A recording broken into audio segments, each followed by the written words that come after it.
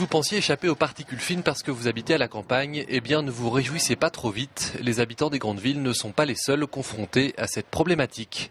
On peut être en zone rurale, éloigné d'une source de pollution, mais quand même être amené à respirer des particules fines qui viennent d'ailleurs, par exemple. Et puis ces particules fines, on a observé qu'elles avaient des effets même respirés en toute petite quantité, mais tout au long de la vie. Donc même si on ne se situe pas dans une zone qui semble particulièrement concernée par la pollution de l'air, on est quand même confronté à ce problème.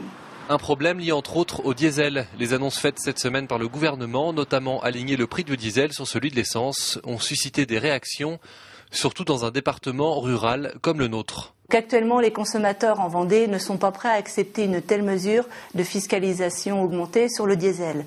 Donc en majeure partie parce qu'ils ont fait à un moment donné le choix d'acheter un véhicule plus cher qu'un véhicule essence, et d'autre part parce qu'ils ont, de par la configuration des habitations en Vendée, ils sont souvent éloignés de leur lieu de travail. Donc ils sont contraints d'utiliser un véhicule qui est le plus souvent diesel. Les constructeurs automobiles, eux, souhaitent plus de souplesse dans les décisions qui seront prises par le gouvernement.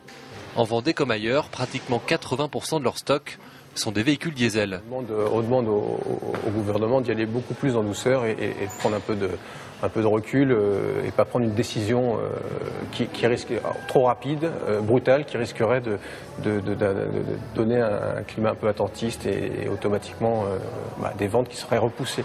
Le diesel est-il menacé ou a-t-il encore de beaux jours devant lui?